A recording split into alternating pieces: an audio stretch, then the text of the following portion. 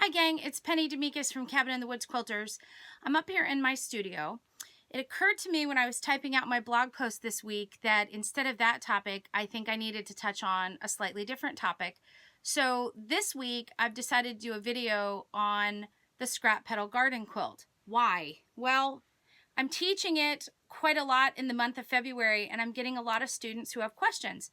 So I thought I would address some of the bigger questions or the most popular questions that I'm getting as you guys prepare your fabrics for class. And as a designer, you know, we always throw up these projects and think everybody's going to get it and they're all going to understand what I mean. And that's just not the case all the time, because everybody understands different things and different wording. And so sometimes it's a little bit hard. So the first thing I want to talk to you about is the quilt itself and address fabrics. So the quilt behind me, and yes, it is sort of sideways the way it's hanging. It was not intentional. I just pinned it wrong. The one behind me, this is the original Scrap Petal Garden Quilt, and it is the cover photo of the quilt. So as you can see, this one's made up of a ton of different scraps, and it has a scrappy background. So let me explain to you a little bit about why I did the quilt this way. This is my personal quilt. And yes, I'm a scrap quilter and I love doing things with all of my leftover fabrics, but this particular quilt was made specifically for me. So all of the fabrics that are made up of the petals are actually pieces of fat quarter exchanges that I did with my quilting friends in my personal quilting group. So there are little pieces of all of us in each one of the fabrics. Sorry, that's Charlie. He's always barking, So I chose to build the flower just directly from whatever I had. And because I had some black prints, I just made the center flower out of black. You don't have to do that, but that was a question that I was asked this past weekend at this Saturday's class on where I started, how I started. And so really I just started wherever is the answer to that question. It's a terribly annoying answer, but it is an answer nonetheless. Let's talk about the background. I had a lot of different fabrics in this grouping, and to be frankly honest, they were never going to go together in any quilt except for a scrap quilt.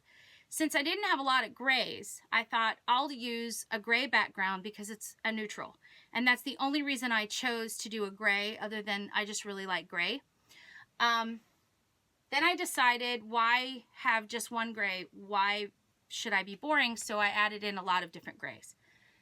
My background is made up of, I believe, 9-inch to 10-inch squares. The pattern, I believe, says 9-inch squares, but mine is whatever it is that I decided to do. So the first thing that I've been asked by a lot of students is, what size are the background squares? What size do I cut my background squares? Could I cut my background squares larger or smaller or whatever? Well, the pattern is not as specific as a lot of patterns, because although I do give you cutting instructions and fabric requirements for the background, I tell you, you can either cut your background squares or you can use layer cakes. Now, I chose layer cakes because they're just a popular thing. A lot of people will buy them, and sometimes you can find neutral versions, and so you may find that you really like doing that, which is fine. And it was a nice big size because the petal is a nice big petal. I had a student ask me, can I use charm squares? You absolutely can use charm squares. It does not matter what your background looks like. As a matter of fact, I forgot to grab it, but I'll grab it now. For my scrap classes, I tend to take these little laundry baskets of color with me, and this is a background of just creams. It's all kinds of little leftover pieces. A lot of them are strips. But if I were going to make a completely improv background, this is where I would start. So I would just throw all these together and make some fabric, cut it, trim it to size, and then add that in. And maybe those would be 12-inch squares. I don't know. So it's a non-answer answer, which is really annoying. That's one of the most annoying things about my classes, is that I don't really give you specific answers. But my specific answer is, do whatever you want. If you're not sure where you're going to be, you can use 9-inch squares, you can use 10-inch squares, you can use charm squares. If you have an AccuQuilt system and you want to cut whatever the biggest size square you have in your AccuQuilt, do that. All of it sounds like a great idea. And if you email me and ask me, hey, can I do this? My answer is going to be yes. Unless it's a definitive no, which is hardly ever. So that's kind of what you're going to get from me. So while I'm talking about that, let me talk to you about me as a designer. Why don't I answer my questions exactly right? Or exactly with a yes or no. One, I'm a very inclusive designer, so I'm never going to discourage you from being your own designer and trying something totally different. So, and I have a goal when I come to class. My goal for myself is to assess who you are as a quilter and where your boxes are. Everybody has boxes they're afraid to climb out of, and they're all at different places. So I'm going to try to find your box, and then I'm going to try to get you to step a toe out of it. So some quilters are going to look at this pattern, they're going to make the pattern exactly the same, and they're going to struggle as they've got it all laid out to figure out where in the actual area of the quilt I chose to start the center of my big flower, and they're going to try to put theirs in nearly exactly the same spot, and they're going to try to have fabrics that are about the same as mine. And so my goal for a quilter like that is to challenge them to try to come up with something that's pleasing to their eye instead of doing what I'm doing. And we'll talk about art principles and rules of thirds and things like that so that I can mumbo jumbo them into breaking out of their box. That's just a little secret. The next type of quilter is going to break from their box by doing things slightly differently and maybe challenging themselves with color. And those are my favorite because they've already come prepared to try something new. And then I'm going to have my completely improv quilter, which are also super awesome because I basically just have to walk by and go, looks great, about 800 times. So they're my favorite because they never need anything from me except encouragement. And those are the ones that are going to decide that they don't want one big flower, they want 3 big flowers, or they want a bunch of small flowers, or, 600 medium flowers. I don't know.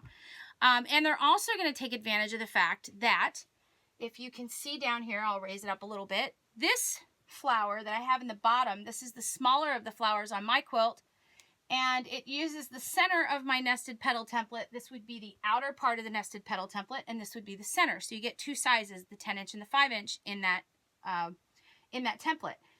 I also have a 3-inch keychain petal, which is the same shape, only smaller. So some of them are going to try to do something with the really tiny petals. They're going to add in a different color. They're going to, instead of making one that's all scraps like this, they're going to use scraps of reds and scraps of blues, and they're going to make nice bursts of color. So on this blog post accompanying this YouTube video is going to be some photos that I took from Saturday's class and some other classes that I've taught to show you all the different options that my students have chosen to use when they were attacking their own Scrap Petal Garden quilt, which will kind of give you an idea. You don't have to use a light background. You can use a dark background and light petals, or you can do something really, I had one student that did busy background and busy petals, which I'm going to be thrilled to see because I have no idea how it's going to turn out. So I'm really excited to see that one. So I'm going to show you some pictures. If you're finding this video on YouTube and you don't know where my blog is, the easiest way to get to me is cabinquilters.com. That takes you to my homepage, and then just underneath the pictures at the top, there's a menu. And if you click on blog, all my blog posts are dated, and you can see them. There's the little blurbs and everything. It's really easy to find the blogs. They're not just single words or anything, so you can find it on there. Or you can look down in the comments, and I'll make sure to put the permalink for the blog in the comments for you so you can find it. So anyway, that gives you an idea about backgrounds. Can you use different sizes? Yes. Can you use different colors? Absolutely. Try to think about what you're using for your petals and have a little bit of contrast. It doesn't have to be a lot, but try to think of a little bit of contrast. You can also add in a little bit of green just on the edges so that it looks like leaves outside of your flower, if that's what you want to do. And there's lots of different versions out there and lots of really beautiful quilts, some even prettier than mine, that you can do. Another thing I want to talk to you about is improv backgrounds. And I've got 3 patterns here by another designer because they have big pictures and I thought it would be easy for you to see. Because mine's all squares, but yours doesn't have to be. So here are 3 patterns from Laura Hine, and these are her collage quilts, which is similar to what we're talking about. And this one is a seahorse, and if you notice, she's chosen to do this is like a wall hanging size, and she's chosen to do it with a solid background, which is totally fine. If you want to do it with a solid background, you can. Hang on one second.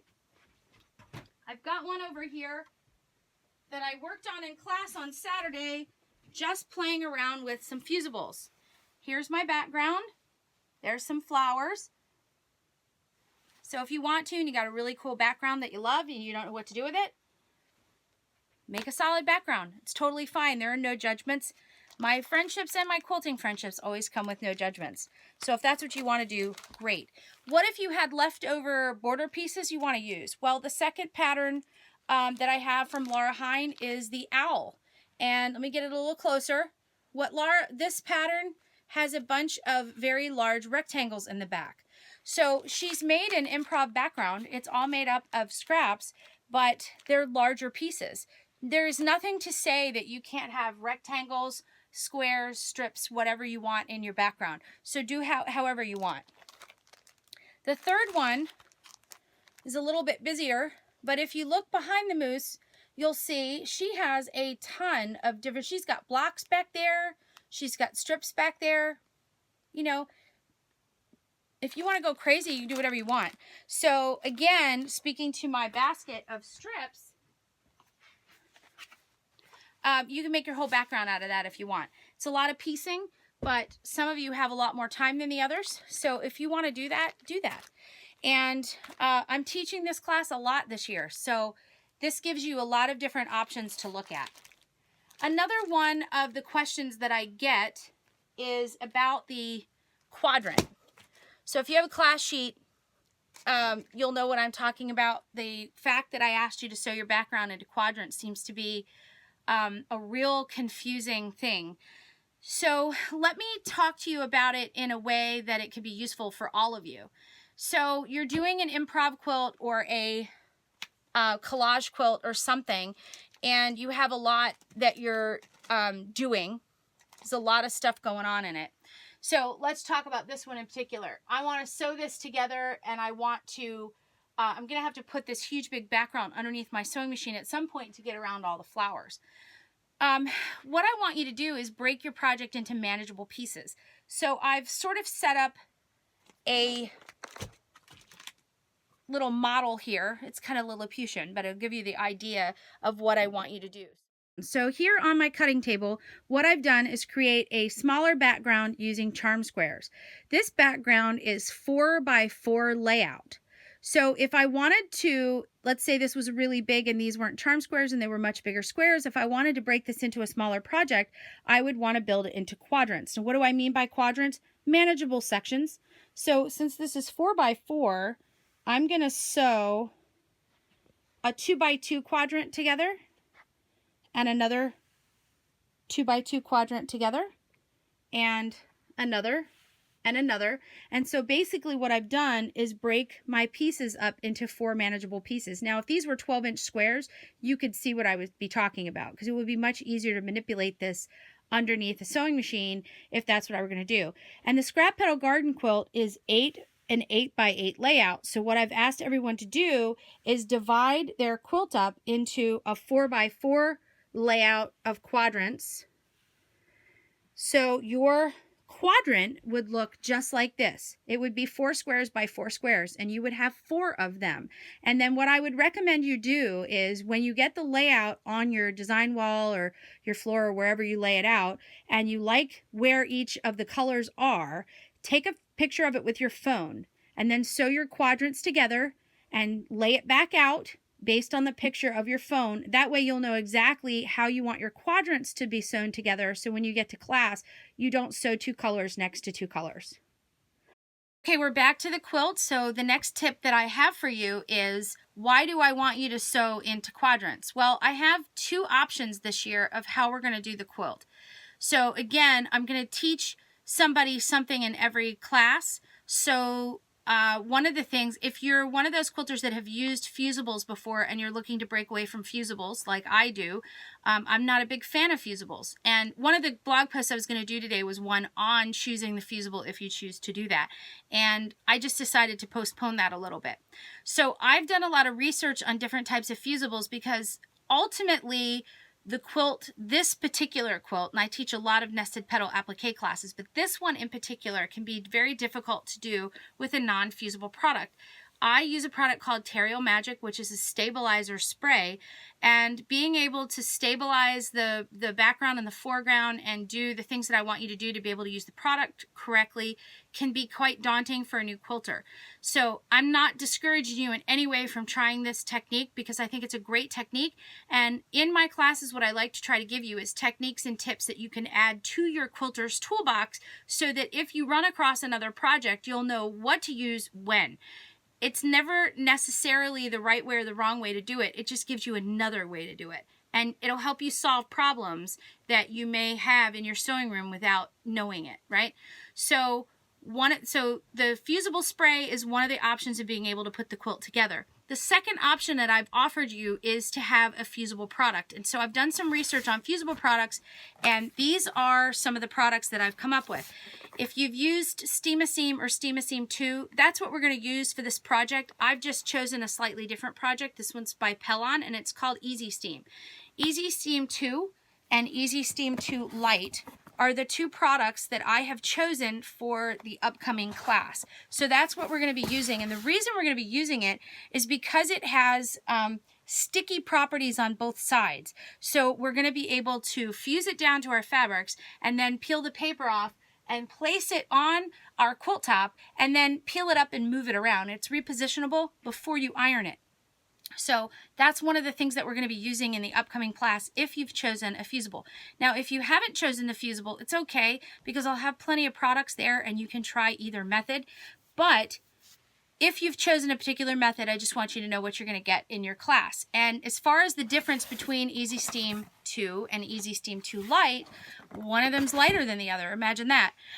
One is lighter and it's a little less sticky, so it's less repositionable than the other. So it's lighter when it's in your quilt and it's ironed in, so it might be a good choice if you don't use fusibles a lot and you're going to try it out. However, if you're indecisive and you plan on moving those petals around a lot, you may be better with the Easy Steam 2. It'll be a little bit heavier in your quilt once it's ironed in, but I think it's a decent option. So those are the different things that we're going to be doing, and hopefully I've answered quite a few of your questions. And I'm also putting a lot of other pictures on this blog post so you can look at, so you can see the different options, and that way you can choose for yourself. And I've written a little comment in there as well. So for those of you taking my class in the upcoming months, I'll see you. And it's going to be really fun. And for others of you, give it a try. You know, pick up the pattern and the template and just play with it, and then send me a picture, because I love that. So it's my blog post for this week. Have fun.